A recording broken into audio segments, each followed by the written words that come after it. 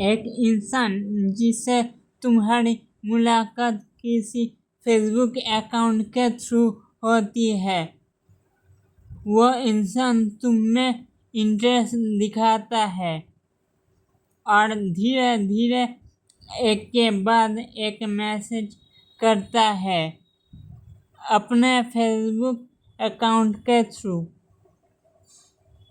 वो इंसान तुम्हें अच्छे अच्छे मैसेज करता है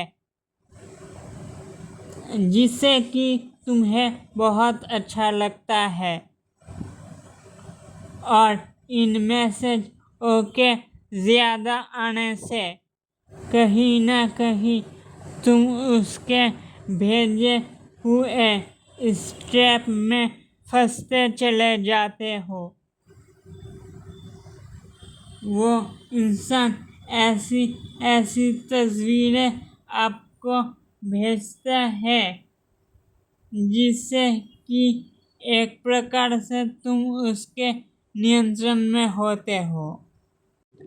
आप एक प्रकार से उस आदमी के वश में हो जाते हो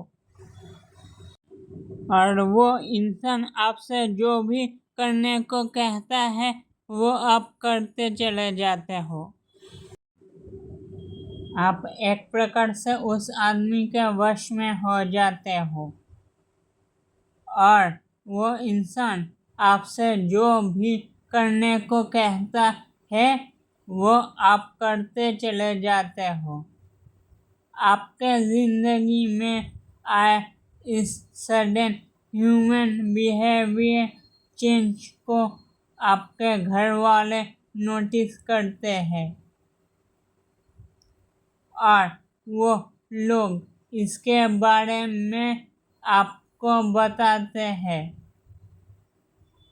लेकिन तब तक देरी हो जाती है, तब तक बहुत देर हो जाती। आप धीरे धीरे उस फेसबुक पर मिले इंसान के कंट्रोल में आने लगते हो।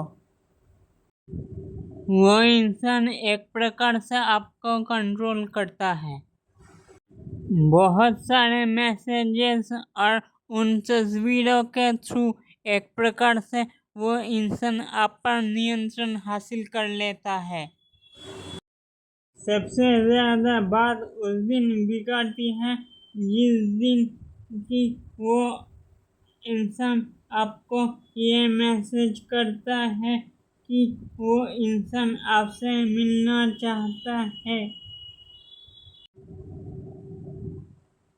वो इंसान आपसे मिलने के बारे में लिखता है और लोकेशन ऐसी जगह पे बताता है जहाँ कोई भी नहीं जाता है, जहाँ कोई इंसानों का दूर दूर तक बसेरा नहीं है। ऐसे स्थान पे लोग आपको बुलाता है और आप भी वहाँ चले जाते हो। उस निर्जन स्थान पे 2-3 मुलाकात होने के बाद वो इंसान तुम्हें फिर से मैसेज करता है कि उस लोकेशन पे फिर से तुम्हें आना है और तुम फिर से वहाँ जाते हो।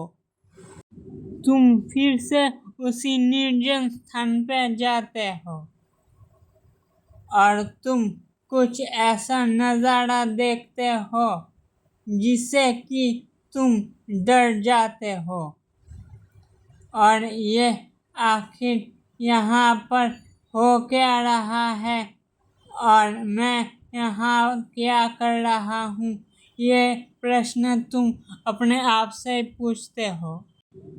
तुम्हें अब ये समझ में आ जाता है कि तुम अब तक उस इंसान के वश में थे